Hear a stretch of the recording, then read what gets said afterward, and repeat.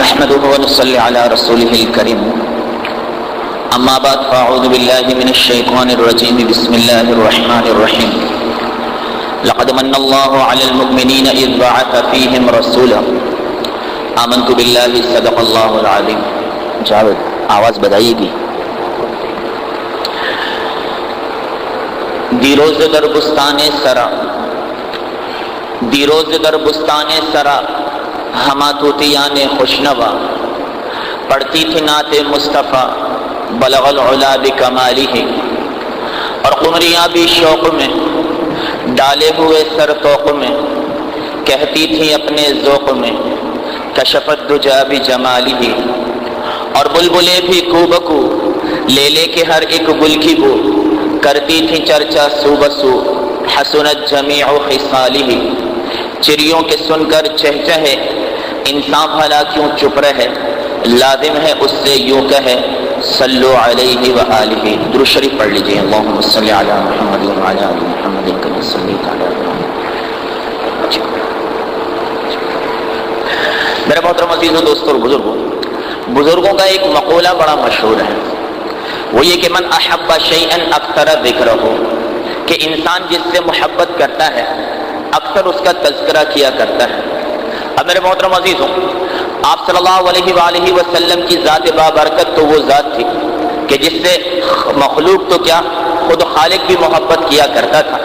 اور یہ محبت ہی تھی میرے دوستوں کہ اللہ تبارک و تعالیٰ نے کہیں والضحیٰ فرما کر آپ صلی اللہ علیہ وسلم کے چہرے کو روشن دن کے ساتھ تشبیہ دے دی، کہیں واللیل اذا سجا فرما کر آپ صلی اللہ علیہ وسلم کی زلفوں کو گھنی رات کے ساتھ تشبیہ دے دی، کہیں لعمرک فرما کر آپ صلی اللہ علیہ وسلم کی جان کی قسم کھائی، تو کہیں وقیلہ فرما کر آپ صلی اللہ علیہ وسلم کے بول کی قسم کھائی، کہیں اللہ تبارک و تعالیٰ نے وہاد البلد الامین فرما کر آپ صلی اللہ علیہ وسلم کے شہر مکہ مکرمہ کی قسم کھائی، تو کہیں لقد من اللہ علی المؤمنین اذ بعث فیہم رسولا فرما کر اللہ نے اپنے حبیب کو دنیا کا سب سے بڑا انعام اور احسان بتلایا، تو کہیں انک لعلی خلق عظیم بتا کر آپ صلی اللہ علیہ وسلم کے اخلاق کی تعریف فرمائی.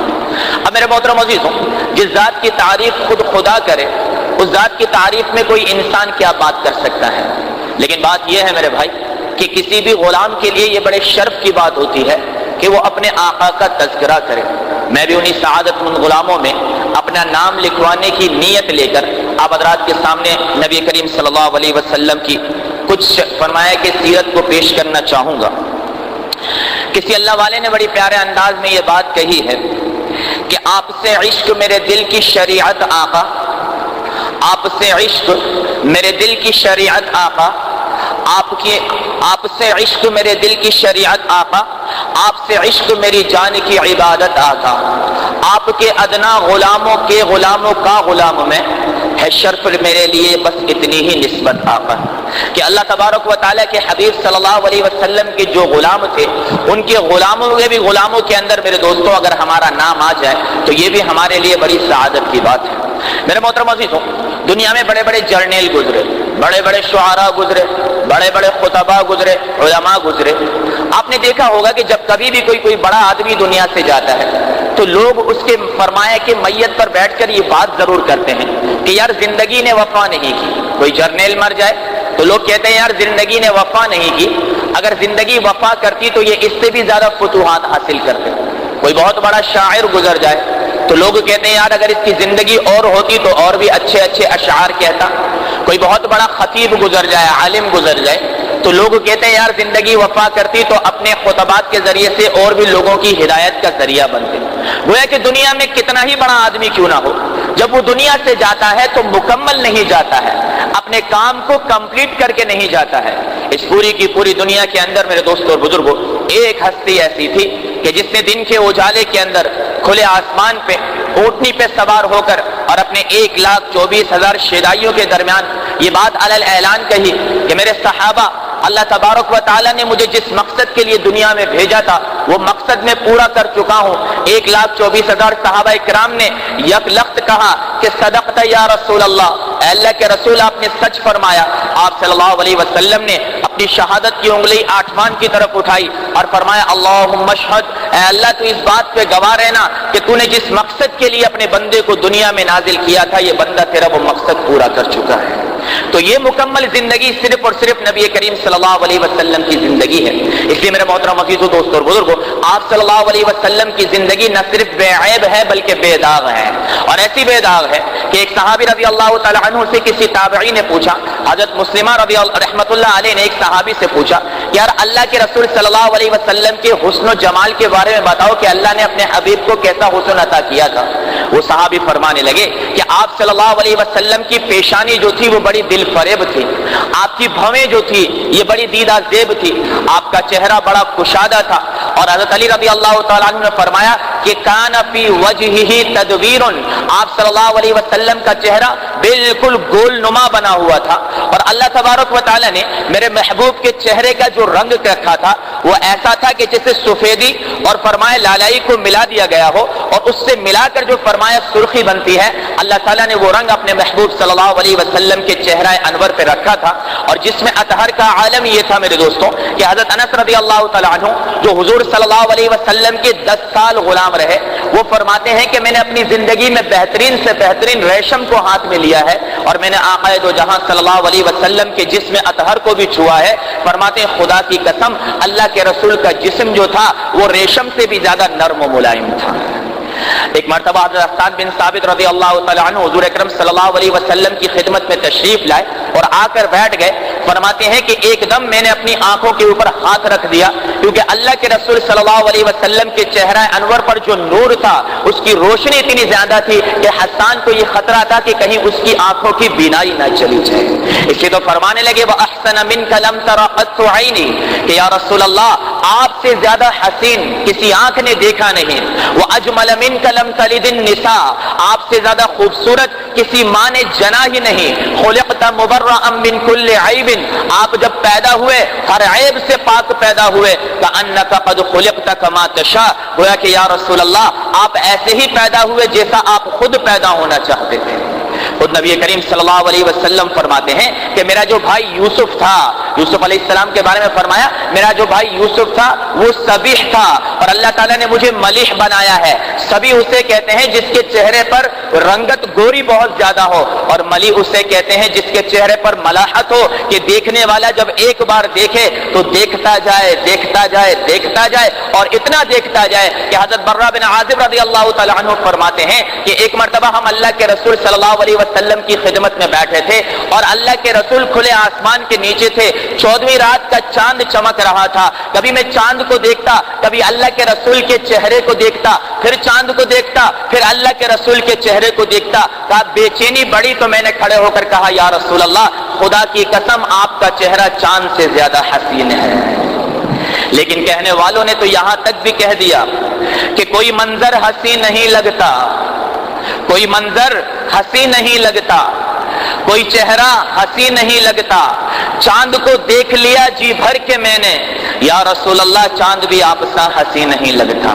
اس لیے میرے دوستوں اور بزرگوں کہ چاند کے اندر تو داغ ہیں، چاند کے اندر داغ ہیں، اور مدنی کا چہرہ بے داغ تھا۔ اس لیے فرمایا کہ چاند سے تشبیہ دینا کہاں کا انصاف ہے، چاند سے تشبیہ دینا کہاں کا انصاف ہے، چاند میں چھایاں ہیں اور مدنی کا چہرہ صاف ہے۔ امی عائشہ رضی اللہ تعالی عنہ فرماتی ہیں ایک شب میرے ہاتھ سے ٹانکا دیتے ہوئے کپڑے سیتے ہوئے سوئی گر گئی، رات کو حجرے میں اندھیرا تھا، میں نے بڑا تلاش کیا سوئی نہ ملی، اتنے میں آقا دو جہاں صلی اللہ علیہ وسلم حجرہ مبارک میں تشریف لائے۔ امی عائشہ فرماتی ہیں کہ اللہ کے رسول کے چہرے پر ایسا نور تھا کہ اس کی روشنی سے میں نے اندھیرے میں سوئی کو تلاش کر لیا۔ ہمیں عائشہ فرمایا کرتی تھی کہ اللہ کے رسول صلی اللہ علیہ وسلم کے چہرے پر اللہ تعالیٰ نے ایسی حیا رکھی تھی جو حیا مدینے کی کنواری لڑکیوں کے چہروں پر بھی نہیں نظر آیا کرتی تھی۔ اور امی عائشہ رضی اللہ تعالی عنہ فرمایا کرتی تھی اکثر اترا کر ارے زلیخا تیری سہیلیوں نے یوسف کو دیکھا تو اپنے ہاتھ کاٹ ڈالے، اگر میرے محبوب کو دیکھتی تو اپنا سینہ اور کلیجہ کاٹ ڈالتی۔ इसलिए अम्मी आयशा रज़ियल्लाहु ताला अन्हा भी फरमाती हैं मोहब्बत में डूब के कि लना शम्सुन वलिल आफाक़ि शम्सुन, अरे लोगों एक हमारा सूरज है और एक तुम्हारा सूरज है। शम्सुन नास यत्तलिउ बअदल फज्र, तुम्हारा सूरज तो सुबह फजर के बाद तुलू होता है। व शम्सुन लना यत्तलिउ बअदल इशा, और हमारा सूरज इशा के बाद हमारे हुजरों में तुलू हुआ करता है। मेरे मोहतरम अज़ीज़ों, ये तो हुस्न रसूल था जिस पर ये ज़बान क्या बयान करेगी मेरे दोस्तों। अरे जिस चेहरे को देखने के लिए अल्लाह ने अर्श पर बुला लिया हो वो चेहरा कैसा होगा। बस इतनी दुआ है कि क़यामत के दिन उस चेहरे की ज़ियारत हो जाए और उस चेहरे वाले की फरमाए कि हाथों से हमें हौज़ कौसर का पानी नसीब हो जाए। सहाबा इकराम फरमाते हैं अल्लाह तबारक व तआला ने नबी करीम सल्लल्लाहु अलैहि वसल्लम के लिआब यानी मुंह से निकलने वाले थूक के अंदर भी बड़ी तासीर रखी थी, और ऐसी तासीर रखी थी कि हज़रत अली रज़ी अल्लाह तआला अन्हु की आंखों में खैबर के दिन बड़ी तकलीफ हो गई। जब ग़ज़वा खैबर का वक्त आया, आंखें दुखने लगी। आप सल्लल्लाहु अलैहि वसल्लम ने अपना लिआब मुबारक निकालकर अली बिन तालिब की आंखों पर लगाया रज़ी अल्लाह तआला अन्हु। हज़रत अली फरमाते हैं ना सिर्फ अली की आंखों की तकलीफ दूर हो गई बल्कि अली की बीनाई पहले से भी ज्यादा तेज हो गई। एक सहाबी हज़रत उतबा बिन खरकत रज़ियल्लाहु तआला अन्हु, उनके जिस्म पर दाने निकल आए, फोड़े निकल आए। आप सल्लल्लाहु अलैहि वसल्लम से आकर शिकायत की कि या रसूल अल्लाह तकलीफ बहुत ज्यादा है। अल्लाह के रसूल ने अपना लिआब निकाल कर दिया, उन्होंने अपने जिस्म पर मला। अरे दाने तो गए, उनके जिस्म से ऐसी खुशबू आती थी कि जिस सहाबी ने मरने के बाद गुस्ल दिया वो फरमाते हैं कि हमने मौत तक उतबा के जिस्म से उस खुशबू को महसूस किया है। मेरे मोहतरम अज़ीज़ों, मेरे नबी के जिस्म से निकलने वाले पसीने की शान क्या थी। सहाबा इकराम फरमाते हैं अक्सर अल्लाह के रसूल ना मिलते तो हम अल्लाह के रसूल को जब ढूंढने जाते तो पसीने में अल्लाह ने ऐसी खुशबू रखी थी कि उस पसीने की खुशबू को सूंघते सूंघते हम अल्लाह के रसूल तक पहुंच जाया करते थे।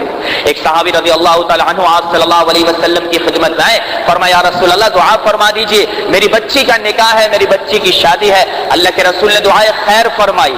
दुआए खैर फरमाने के बाद अल्लाह के रसूल ने पूछा भाई तुम्हारे घर में खुशबू है? कहना या रसूल अल्लाह खुशबू तो मुयस्सर नहीं। मेरे महबूब सल्लल्लाहु अलैहि वसल्लम ने अपने जिस्म अतहर से चंद कतरे पसीने से निकाल कर दिए और कहा जाकर इस्तेमाल करो। उस घराने ने जब उस पसीने के कतरों को इस्तेमाल किया, सहाबा इकराम फरमाते हैं उस घर के अंदर से ऐसी खुशबू आती थी कि हमने उसका नाम बैतुल मौतयैन, खुशबू वालों का घर, उसका नाम रख दिया गया था। हज़रत फरमाया कि हलीमा रज़ियल्लाहु ताला अन्हा फरमाती हैं कि जब नबी करीम सल्लल्लाहु अलैहि वसल्लम को लेकर मैं फरमाया कि अपनी बस्ती यानी कबीला बनु साद के अंदर से गुजरी तो जहां से मैं गुजरती थी हर फरमाया करीब वाला घर जो है ऐसा महकता था कि मुश्क की खुशबू उस घर से आने लगा करती थी। मेरे मोहतरम अज़ीज़ों, दोस्तों और बुजुर्गों, मेरा नबी जिस चीज को छू लेता था, जिसे हाथ लगा देता था, उस पर आग हराम हो जाए, जहन्नुम की नहीं दुनिया की आगे हराम हो जाया करती थी। हज़रत उबादा बिन सामित रज़ियल्लाहु तआला अन्हु बदरी सहाबी हैं। हज़रत अनस रज़ियल्लाहु तआला अन्हु वो सहाबी हैं कि जिन्होंने 10 साल अल्लाह के रसूल सल्लल्लाहु अलैहि वसल्लम की खिदमत की। एक दिन उबादा बिन सामित रज़ियल्लाहु तआला अन्हु हज़रत अनस रज़ियल्लाहु तआला अन्हु के घर दावत पर तशरीफ लाए। आप रज़ियल्लाहु तआला अन्हु ने खाना खाया, खाना खाने के बाद हाथ धोए और हाथ को पोंछने का वक्त आया तो हज़रत उबादा बिन सामित ने तौलिए का तकाजा किया। बांदी तौलिया लेकर आई तो तौलिया कुछ मैला था। हज़रत अनस रज़ियल्लाहु तआला अन्हु ने बांदी से कहा कि जाओ तौलिए को साफ करके लेकर आओ। उबादा बिन सामित फरमाते हैं मेरी हैरत की इंतहा ना रही कि वो बांदी दौड़ी उड़ गई और जाकर तौलिए को आग की अंगीठी में डाल दिया और थोड़ी देर बाद निकाला तो तौलिया बिल्कुल साफ सुथरा था।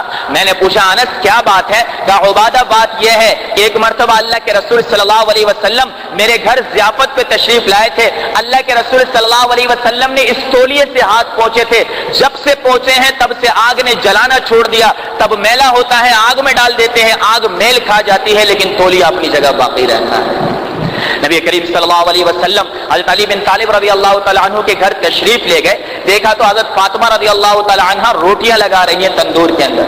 अल्लाह के रसूल को बड़ी मोहब्बत थी सैयदा फातिमा रज़ियल्लाहु तआला अन्हा से, खुद भी अल्लाह के रसूल साथ हो लिए और कुछ रोटियां बनाकर जो है अपनी लख्त जिगर को दी। कहा बेटा लगा दो। अब लगाने के बाद जब पकने का वक्त आया तो हज़रत फातिमा जो है तंदूर को बड़ी हैरानी से देखने लगी।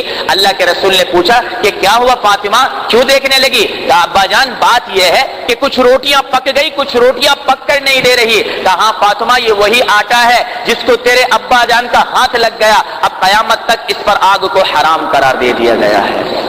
ارے میرے محترم عزیزو دوستو اور بزرگوں، جس چیز کو میرا نبی بے جان چیزوں کو چھو دے، گندم کو چھوا، تولیے کو چھوا تو فرمایا کہ ان پر آگ حرام۔ اگر میں اور آپ نبی صلی اللہ علیہ وسلم کی سنتوں میں ڈوب جائیں اور نبی صلی اللہ علیہ وآلہ وسلم کی سنتوں کو اپنے اندر فرمایا کہ بالکل رچا بسا لیں، تو پھر بتائیں کیا جہنم کی آگ ہمارے قریب آ سکتی ہے؟ یہ ممکن نہیں میرے دوستوں۔ اس لیے آپ صلی اللہ علیہ وسلم جب دنیا سے تشریف لے گئے تو منہ مبارک بال جو ہوتے ہیں نا وہ تقسیم ہو گئے، الگ الگ لوگوں میں تقسیم ہوئے۔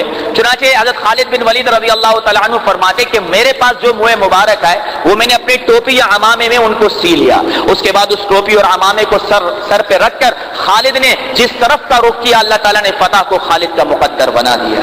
حضرت میمونہ رضی اللہ تعالیٰ عنہ فرماتی ہے، امہات المومنین ہے، کہ اللہ کے رسول صلی اللہ علیہ وسلم کی کچھ منہ مبارک ہمیں بھی ملے، چنانچہ جب کبھی بھی کوئی بیمار ہمارے پاس دعا کے لیے آتا ہم اس منہ مبارک کو پانی میں بھگو دیتے اور وہ پانی مریض کو پلا دیتے، بڑے سے بڑے مریض کو اللہ تعالیٰ اس منہ مبارک کی برکت سے جو ہے وہ شفا نصیب فرما دیتا تھا۔ اس لیے میرے دوستوں اور بزرگوں، کہنے والوں نے کہا کہ نازاں ہے جس پر حسن وہ حسن رسول ہے، نازاں ہے جس پر حسن وہ حسن رسول ہے، یہ کہکشاں تو آپ کے قدموں کی دھول ہے، یہ کہکشاں تو آپ کے قدموں کی دھول ہے، ایک کاروان شوق یہاں سر کے بل چلو، طیبہ کے راستے کا تو کانٹا بھی پھول ہے۔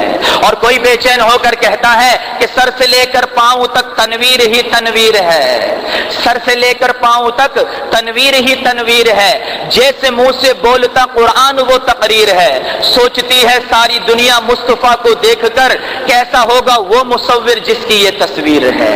میرے محترم عزیزو دوستو اور بزرگوں، نبی کریم صلی اللہ علیہ وسلم کے حسن کے بارے میں کیا کہیں۔ آپ صلی اللہ علیہ وسلم نے ہجرت فرمائی، سیدنا ابوبکر صدیق رضی اللہ تعالیٰ عنہ ساتھ تھے۔ فرماتے ہیں غار ثور میں ایسا وقت آیا اللہ کے رسول تھک گئے تھے اور میری گود میں سر رکھ کر سو گئے۔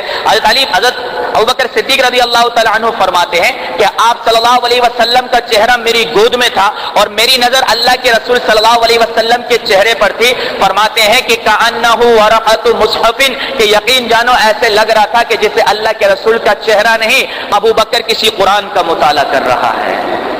میرے محترم عزیزو دوستو اور بزرگوں، اس نبی کی زندگی کو اپنانے کی دعوت دی جا رہی ہے، اس نبی کی زندگی کو کہ جس کو اپنانے کے بعد بلال جو بے نام تھا ایسا نام والا بنا، بلال جو بے نام تھا، آج تک دنیا میں کوئی بلال رضی اللہ تعالیٰ عنہ کے دادا کا نام نہیں جانتا، لیکن ایسا نام والا بنا میرے دوستو اور بزرگوں کہ جب مکہ فتح ہوا ابو بکر، عمر، عثمان، علی، حسنین، فرمایا کہ سارے کے سارے صحابہ کھڑے ہیں، آپ صلی اللہ علیہ وسلم نے فرمایا میرے بلال کو بلاؤ، اور بلال کو بلا کر فرمایا بلال کہ آج بیت اللہ کی چھت پہ چڑھ کر تمہیں اذان دینی ہے۔